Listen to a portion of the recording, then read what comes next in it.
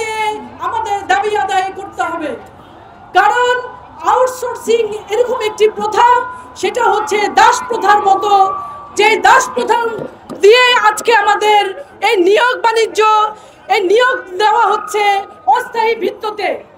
বন্ধুগণ, তাই আমরা বলতে চাই, স্কোপের পক্ষ থেকে আপনারা সবাই ঐক্যবদ্ধ থাকবেন, সবাই আন্দোলন সংগ্রামের মধ্য দিয়ে থাকবেন, এবং আমরা স্কোপের পক্ষ থেকে আপনাদের এই আন্দোলন সংগ্রামের সাথে আমরা সংগতি প্রকাশ করছি, এবং আমরা আপনাদের আন্দোলনের সাথে আমরা থাকবো। কারণ একটি যৌক্তিক আন্দোলন, এই আন্দোলন একটি নৈতিক আন্দোলন। কারণ হচ্ছে যে আজকে এই যে পরিবার, আপনারা যারা আজকে আউটসোর্সিং হিসেবে আছেন, আপনাদের এক একটি পরিবার, এক এক পরিবারের 4-5 জন করে সদস্য আছে। কারণ আজকে এই পরিবারগুলির কি দুর্দশা, আজকে যে দ্রব্যমূল্যের ঊর্ধ্বগতি, সেই ঊর্ধ্বগতিতে আমাদের এই পরিবারের সদস্যরা কি হারে আছে, অনাহারে আছে, পুষ্টিহীনতাতে ভুগছে। বন্ধুগণ, তাই আমি বলবো যে আপনারা আন্দোলন চালিয়ে যাবেন।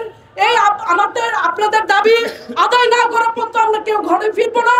এবং বর্তমান যে সরকার, এই সরকার ঘোষণা দিয়েছিলেন একটি বৈষম্যহীন একটি সমাজ, একটি বৈষম্যহীন একটি রাষ্ট্র গঠন করার জন্য, কিন্তু অত্যন্ত দুঃখের বিষয়ের সাথে আমরা জানাতে চাই তাদের যে ওয়াদা তারা রক্ষা করেননি।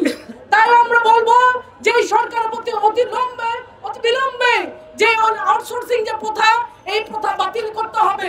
এবং আমাদের স্কোপেরও কিন্তু একটি কর্মসূচি আছে, 9 দফা কর্মসূচি। সেই কর্মসূচির মধ্যে দিয়ে আমরা আউটসোর্সিং কে আমরা বিলুপ্ত করতে চাই, এবং আমরা স্থায়ী পদ্ধতিতে নিয়োগ দিতে চাই। আজকে যে ঠিকাদার, এই ঠিকাদার এখানে লিপন বলেছে যে এই যে এখানে একটি মধু আছে, সেই মধু ভাঙতে হবে। আমাদের এই মূল জায়গাতে আঘাত করতে হবে। সেই আন্দোলন সংগ্রামের মধ্য দিয়ে সেই মূল জায়গায় আঘাত না করা পর্যন্ত আমাদের দাবি আদায় হবে না। তাই বন্ধুগণ, আমি আর কথা বাড়াবো না। এখানে আমাদের সিনিয়র নেতৃবৃন্দ আছেন, আমাদের শ্রদ্ধাভাজন বর্ষিয়ান নেতা, আমাদের স্কোপের যুগ্ম সমন্বয়কারী, আমাদের পথ প্রদর্শক আমাদের কাদের ভাই, সে বক্তব্য রাখবেন, এবং আমাদের আরো সিনিয়র নেতা আছেন ফয়েজ ভাই, তারা বলবেন। তা আমি আর কথা বাড়াবো না।